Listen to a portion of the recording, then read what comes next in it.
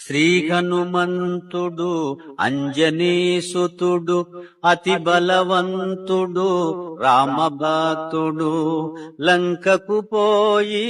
రాగల ధీరుడు మహిమోపేతుడు శత్రుకర్షణుడు జాంబవదాది